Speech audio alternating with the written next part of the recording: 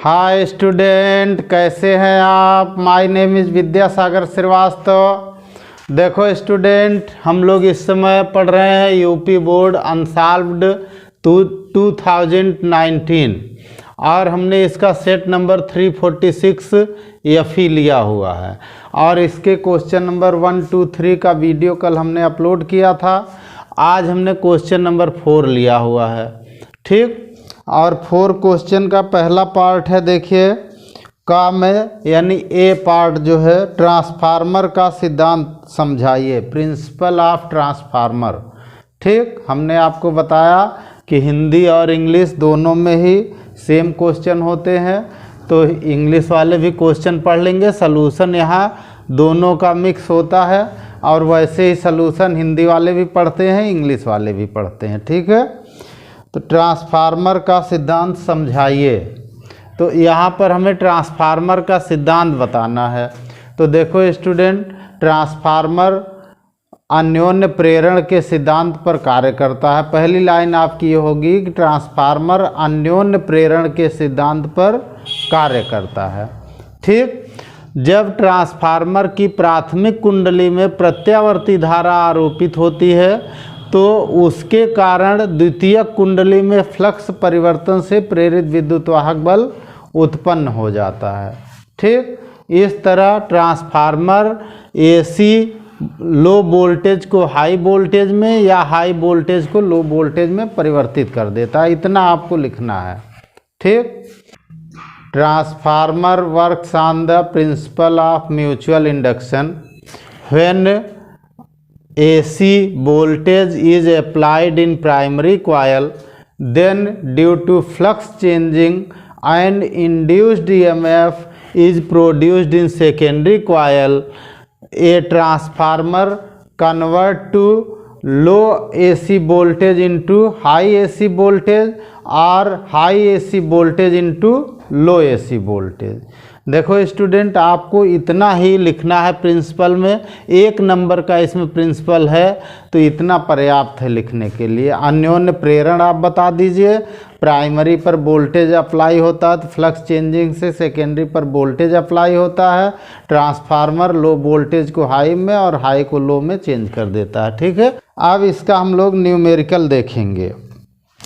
यहाँ देखिए स्टूडेंट, लिखा है, दोनों लोग क्वेश्चन लगा रहेगा, आप पढ़ लेंगे। एक आदर्श ट्रांसफार्मर के प्राथमिक और द्वितीयक कुंडली में फेरों की संख्या 1100 और 110 है, ठीक। यानी न्यूमेरिकल इसका है, ठीक। फेरों की संख्या प्राइमरी में है, यानी प्राइमरी को NP लिखते हैं, NP 1100 है और सेकेंडरी को NS लिखते हैं, NS हमारा है 110। आगे कह रहा है कि प्राथमिक पर सप्लाई वोल्टेज यानी VP 220 है वोल्ट, ठीक। VS हमारा पता नहीं है तो हमें VS यहाँ लेना ही पड़ेगा, VS निकालेंगे हम लोग इससे, ठीक। और दे रहा यहाँ पे, आगे दे रहा है कि द्वितीयक कुंडली से जुड़ा प्रतिरोध यानी RS हमारा है 220 ओम है, 220 ओम है। आपसे पूछ रहा है कि कैलकुलेट द करंट यानी प्राथमिक कुंडली में धारा ज्ञात कीजिए, IP का पता लगाना है, ठीक। अब इसमें 2 स्टेप होंगे स्टूडेंट। पहले तो यही फार्मूला लगाइए, from NS upon NP is equal to VS upon VP। एक ये फार्मूला होता है, सब दे रखा है, आराम से VS यहाँ से निकाल लीजिए स्टूडेंट। तो देखिए क्या निकलता है, NS हमारा कितना है 110 और NP कितना है 1100 इज इक्वल टू VS हमें पता नहीं है, VP हमारा हो गया 220, ठीक। तो ये हो गया हमारा 0 0 कैंसिल हो गया, 11 कैंसिल हो गया, Vs की वैल्यू आ गई 22 वोल्ट। आप खुद इसको कैलकुलेट करके निकाल लीजिए। ठीक, Vs निकल आया, Rs पता है नाउ, तो Is is equal to Vs upon Rs, Ohm's law की तरह लगा इसमें। ठीक, और इससे निकला हमारा Is हमारा कितना निकला, Vs हमारा दिया है 22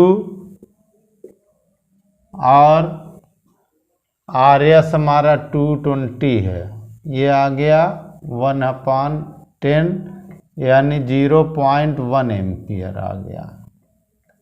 ठीक, अब हमारे पास फार्मूला जो बनता है फॉर आइडियल ट्रांसफार्मर। ठीक, अगर ट्रांसफार्मर आइडियल है, आइडियल ट्रांसफार्मर, ठीक,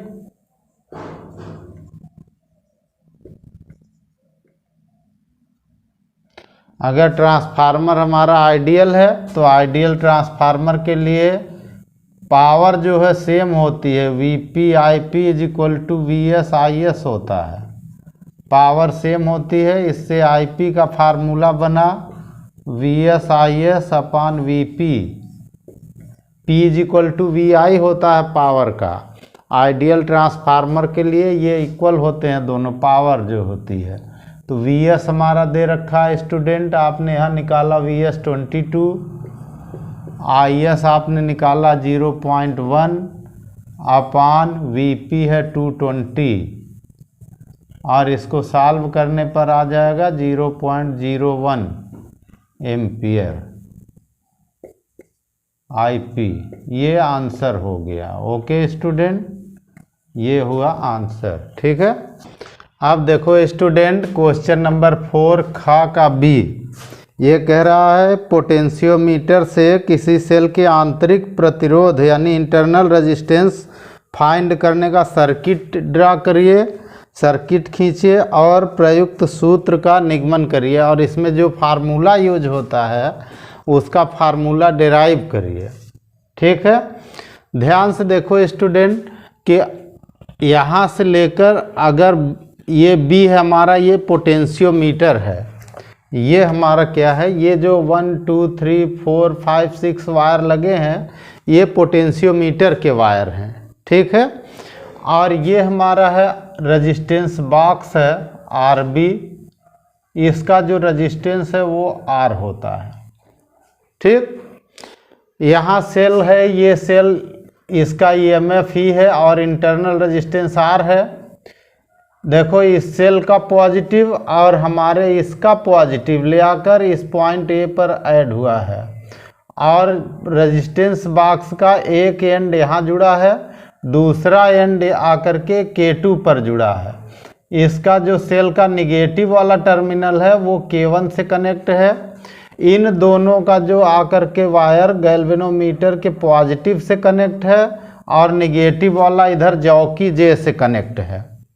ठीक है, तो जब हमें लेना होता है रीडिंग तो हम क्या करते हैं, इसमें हम नल डिफ्लेक्शन पता करते हैं।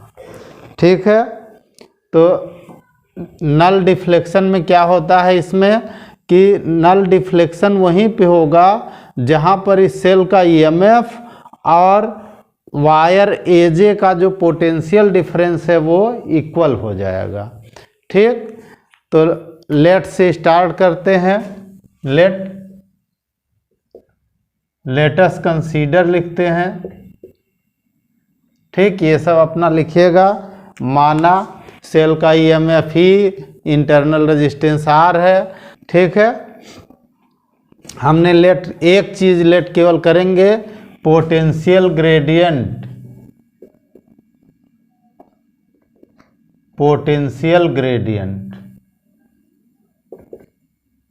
यानी इसको विभव प्रवणता कहते हैं। मान लिया विभव प्रवणता, पोटेंशियल ग्रेडियंट ऑफ वायर। ठीक, किसका वायर है, पोटेंशियोमीटर का।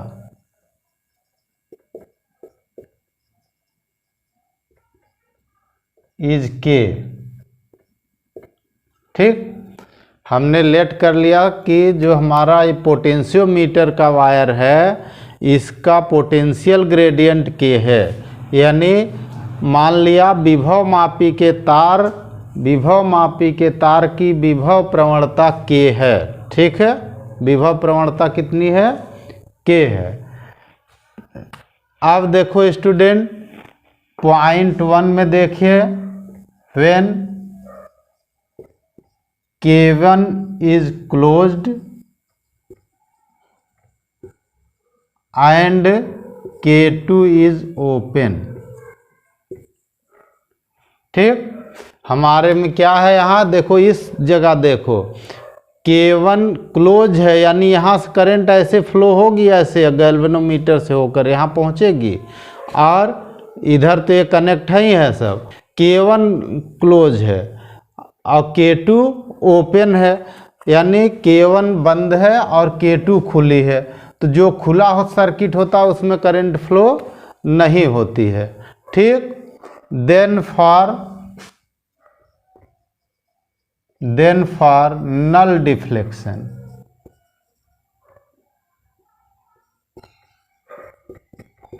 नल deflection of galvanometer,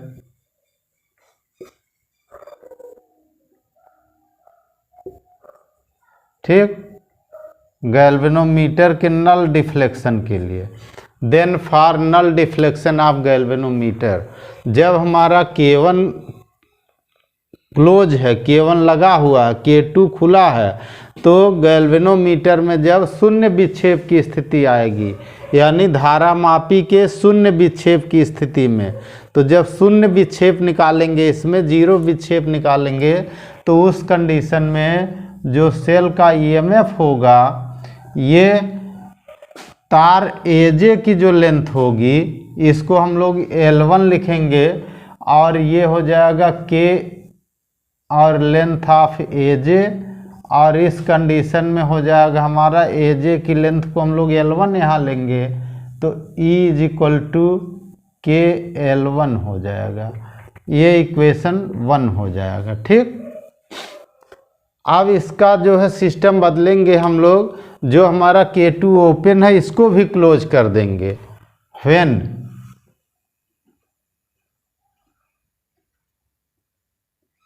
K1 and K2 both are closed,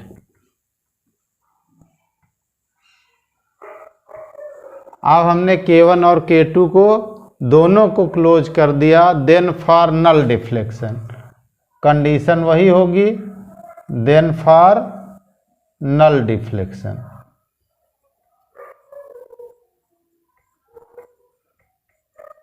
ठीक, अब नल डिफ्लेक्शन गैल्वेनोमीटर का ही आप यहाँ लिखेंगे तो भी ठीक, नहीं लिखेंगे तो भी ठीक। अब नल डिफ्लेक्शन में जब ये भी यूज होगा तो यहाँ कुछ रेजिस्टेंस यूज होगा, तो अब ये जो इसका ईएमएफ था वो अब ईएमएफ यूज नहीं होगा, अब तो यहाँ पे पोटेंशियल डिफरेंस आ जाएगा। तो यहाँ पे जो पोटेंशियल डिफरेंस ऑफ AJ होगा, AJ का पोटेंशियल डिफरेंस होगा, वही इसका भी होगा, वही इसका भी होगा, क्योंकि तीनों पैरेलल में है। ठीक, वो हो जाएगा K, तो वही आएगा। अब भी लेंथ जो हमारी AJ होगी, और ये नल डिफ्लेक्शन का पॉइंट चेंज हो जाएगा, लेंथ चेंज हो जाएगी। इस लेंथ को हम लोग L2 लिख लेते हैं, तो VAJ = हम लोग KL2 ले लेते हैं, ये इक्वेशन नंबर 2 ले लेते हैं। ठीक, इन्हीं दोनों को अगर हम डिवाइड कर दें तो एक हमारे पास रिलेशन आता है, इक्वेशन 1 डिवाइडेड बाई इक्वेशन 2। ठीक, अब ये जो हमने VJ आपको बताया वो इसका पोटेंशियल डिफरेंस है, वही इसका भी होगा, वही इसका भी होगा, तो हम लोग इसको V लिख देते हैं। ठीक है, AJ हमने इसलिए आपको बताया कि आप समझें कि यहाँ से हमने निकाला है KL। ठीक, अब दोनों डिवाइड कर दे अगर, तो E/V का एक फार्मूला आ गया L1/L2, ये इक्वेशन नंबर 3 हो गया। ठीक, इंटरनल रेजिस्टेंस ऑफ सेल का फार्मूला हम लोग क्या जानते हैं,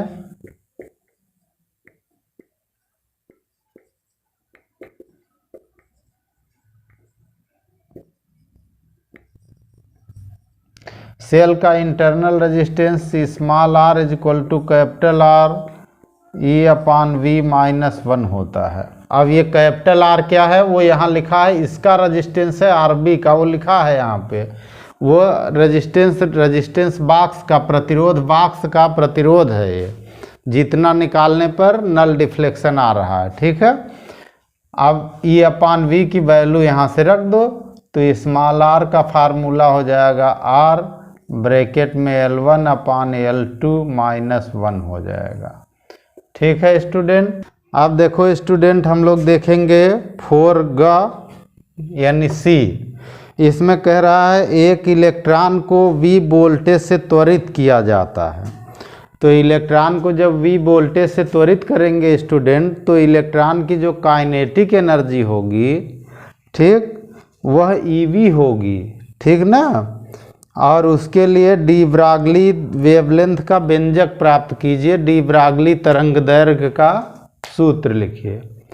तो नीचे वही लिखेंगे, when electron is accelerated, when electron is accelerated, जब इलेक्ट्रॉन को त्वरित किया जाता है by potential difference V, then तब इसकी काइनेटिक एनर्जी EV जो होगी वो 12 mv² के इक्वल होगी। V क्या होगी, उसकी स्पीड होगी, काइनेटिक एनर्जी EV जो होगी 12 mv² के इक्वल होगी। यहाँ से V का फार्मूला निकालिए स्टूडेंट, तो V इज इक्वल V² यहाँ से आ जाएगा 2EV/m आ जाएगा। V का फार्मूला हो जाएगा √2EV/m। अब इसमें E क्या है, चार्ज ऑफ इलेक्ट्रॉन, M क्या है, मास ऑफ इलेक्ट्रॉन है, वो आप अपने से लिखिए जो है। ठीक है, ये फार्मूला V का हो गया। D Broglie wavelength, D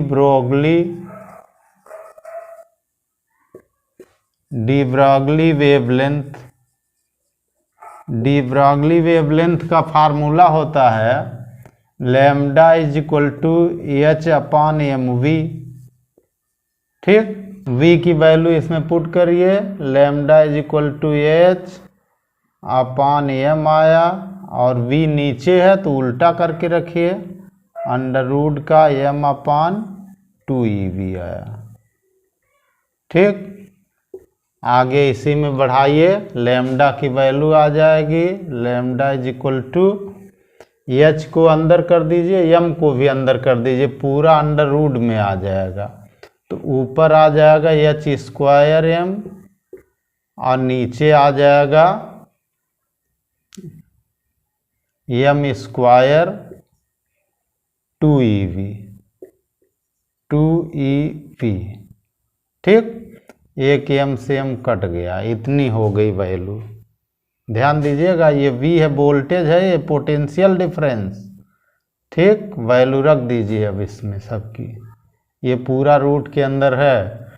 lambda is equal to आया √6.6 10⁻⁻34 का स्क्वायर, ठीक, अपान mass of electron 9.1 10⁻31 into 2, E की वैल्यू 1.6 10⁻19। ठीक, और बचा V। ठीक, ये पूरा रूट के अंदर है। जब हम इसको सॉल्व करते हैं स्टूडेंट, तो लैम्डा की वैल्यू आती है √ में आती है 150 इंटू 10⁻⁻20 V आती। सब सॉल्व करने पर इतना आता है, खुद सॉल्व करिए और निकालिए। ठीक, यानी इसको हम लिखेंगे lambda is equal to √150/V, और इधर आ जाएगा 10⁻⁻10, वेवलेंथ है, यूनिट मीटर हो जाएगी। इसको हम हटा दें अगर तो एंगस्ट्रॉम आ जाएगा। लैम्डा की वैल्यू √150/V एंगस्ट्रॉम हो गई। ठीक है स्टूडेंट, ये फार्मूला आया। इसको आप और रूट अगर निकालना चाहें तो लैम्डा का ऐसे लिख सकते हैं, lambda is equal to 12.27 upon √v angstrom. ये दोनों एक ही बात आएगी स्टूडेंट। ठीक, आप चाहे जो जैसे कर लीजिए, आपकी इच्छा। ठीक है, अब देखो स्टूडेंट, हम लोग क्वेश्चन नंबर 4 घ यानी डी देखेंगे। समभारिक और समस्थानिक से आप क्या समझते हैं, प्रत्येक का एक एक उदाहरण दीजिए। बहुत छोटा है क्वेश्चन, आप इसको छोटे में समझिए। समभारिक यानी आइसोबार्स, ठीक, वे नाभिक जिनके परमाणु क्रमांक भिन्न भिन्न परंतु द्रव्यमान संख्या समान होती है, समभारिक कहलाते हैं। ठीक है, nuclei which have different atomic number but same mass number are known as isobars. इनके एग्जाम्पल लिखिए। एग्जाम्पल में क्या होगा इनका, एग्जाम्पल C614, ठीक, और N147। एक एग्जाम्पल ये लिख सकते हैं, एक ही लिखने के लिए कहा है, इनके एक एक एग्जाम्पल लिखिए। तो ये कार्बन देखिए, इन दोनों के मास नंबर सेम है और एटॉमिक नंबर डिफरेंट हैं। ठीक, ये डिफरेंट एलिमेंट होते हैं, इनका प्लेस जो है पीरियाडिक टेबल में अलग अलग होता है। ठीक, आपको केवल इनकी दोनों की डेफिनीशन लिखनी है और एक एक एग्जाम्पल लिखने। तो एग्जाम्पल एक ये हो गया, या आर कुछ लोग ऐसे एग्जाम्पल लिखते हैं और वो लिखते हैं 1H3 He2-3, ये भी एग्जाम्पल है इसका। न्यूक्लियाई का एग्जाम्पल है ये भी एग्जाम्पल है इसका। आप ये एग्जाम्पल सबसे सुटेबल होता है, उसी को आप लिखिएगा, और भी बहुत हैं इसमें। दूसरा पार्ट इसका है आइसोटोप्स यानी समस्थानिक। वे नाभिक जिनके परमाणु क्रमांक समान परंतु द्रव्यमान संख्या भिन्न भिन्न होती है, समस्थानिक कहे जाते हैं। ठीक, nuclei which have same atomic number but different mass number are known as isotopes. अब इनके आइसोटोप्स का पीरियाडिक टेबल में स्थान सेम होता है, क्योंकि यह एक ही एलिमेंट होते हैं, अलग अलग एलिमेंट इसमें नहीं होते हैं। एग्जाम्पल इसका आप लिख सकते हैं। ठीक, और वो एग्जाम्पल में देखिए, हाइड्रोजन का 1H2 1H3 ये भी दे सकते हैं, एक और होता है 1H1 भी होता है। ठीक, ये हो गया।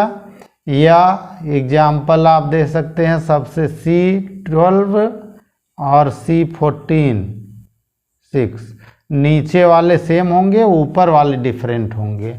यहाँ देखिए ऊपर वाले डिफरेंट हैं, इसको प्रोटियम कहते हैं, इसको ड्यूटीरियम, इसको ट्राइटियम कहते हैं।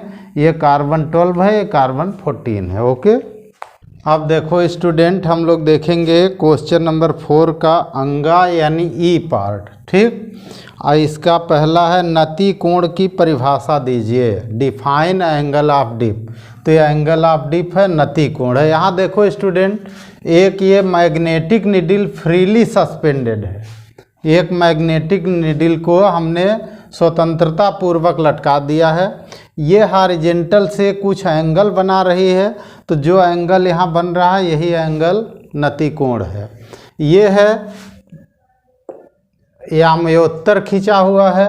ठीक, मैग्नेटिक मेरिडियन बना हुआ है। ठीक है, तो मैग्नेटिक मेरिडियन का जो सिस्टम है उसमें देखो, ये पृथ्वी का कुल चुंबकीय क्षेत्र, जिसको संपूर्ण चुंबकीय क्षेत्र कहते हैं, टोटल मैग्नेटिक फील्ड, इसका कंपोनेंट BH है हॉरिजॉन्टल डायरेक्शन में, क्षैतिज डायरेक्शन में।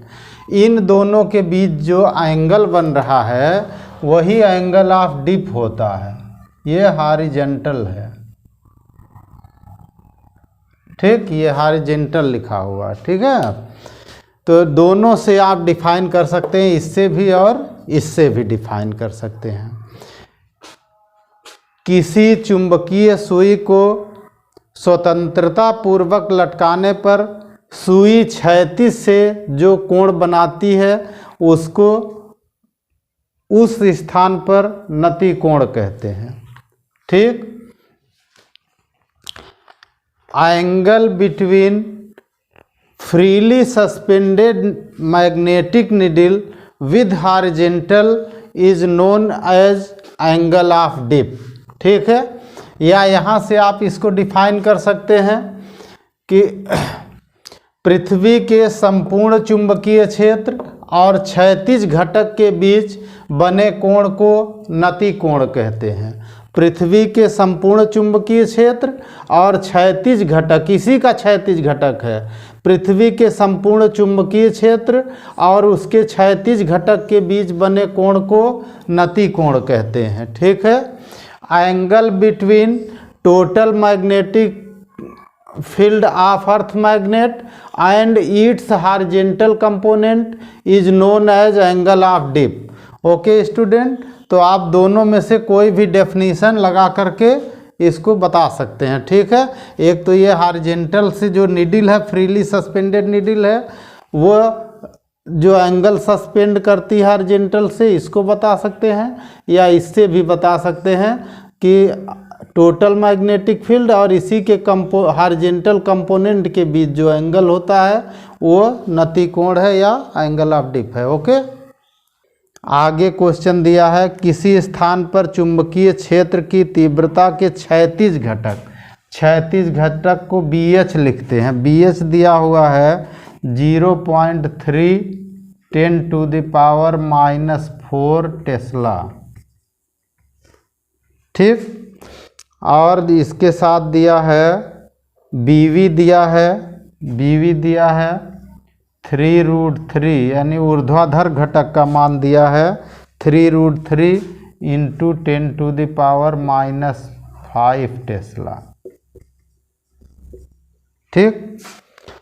तो वहाँ पे आपको ज्ञात करना है BE, total magnetic field BE, और एंगल ऑफ डिप थीटा ज्ञात करना है, यानी नति कोण ज्ञात करना है और संपूर्ण चुंबकीय क्षेत्र की तीव्रता ज्ञात करनी है। तो पहले तो इसको हम लोग थोड़ा बदल लें स्टूडेंट, इसको हम ऐसे लिख सकते हैं 3.0 है, डेसिमल को इधर खिसका दिया 10⁻⁵ टेस्ला। हमने दोनों में यहाँ पावर 5 थी, यहाँ 4 थी, अब इसमें डेसिमल लगाना हमें ठीक नहीं लगा तो हमने इसका डेसिमल इधर कर दिया और पावर सेम कर ली। अच्छा, अब हमारा जो फार्मूला होता है स्टूडेंट, पहला तो हम लोग BE का फार्मूला लिखते हैं। BE होता √ BH² और प्लस BV²। ठीक। अब फार्मूला रख के आराम से निकाल लीजिए। ये हो गया 3 × 10⁻⁵ प्लस 3√3 × 10⁻⁵। ध्यान से देखो स्टूडेंट, 10⁻⁵² इसमें भी है, इसमें भी कॉमन है, बाहर कर देते हैं, ये निकल आया बाहर। अब रूट के अंदर कौन बचा, यहाँ बचा 3 का स्क्वायर हो गया 9, यहाँ बचा 3 तो 3 का स्क्वायर 9 हुआ और इसके साथ √3 का स्क्वायर 3 हुआ। ठीक। अब ये हो गया 27 और 9 हो गया 10⁻⁵, √36 हो गया। आप चाहें तो एक लाइन और बढ़ा सकते हैं, ना चाहें तो कोई बात नहीं। ये 27 + 9 36 हो गया, 10⁻⁵, √36, 36 का √6 होता है, 6 × 10⁻⁵ टेस्ला। ये BE निकल आया हमारा। ठीक। एंगल ऑफ डिप के लिए हम लोग tan थीटा लगाते हैं। फॉर एंगल ऑफ डिप यानी नति कोण के लिए, ये नति कोण है, नति कोण के लिए तो उसमें tan थीटा हम लोग लगाते हैं। tan थीटा होता है BV/BH होता है। ठीक। अब यहाँ से tan थीटा की वैल्यू ले लीजिए, तो BV कितना दे रखा है स्टूडेंट, 3√3 10⁻⁻5 और नीचे दे रहा 3 10⁻⁻5, तो दोनों कट गया, 3 कट गया, tan थीटा आ गया √3। √3 का मतलब हो गया कि tan थीटा = tan 60 डिग्री। दोनों ओर से tan रिमूव कर दीजिए, थीटा = 60 डिग्री। ये आंसर हो गया और एक आंसर यहाँ हो गया। ठीक है student, okay student, good day. Good day, अगले वीडियो में फिर मिलते हैं। ठीक है।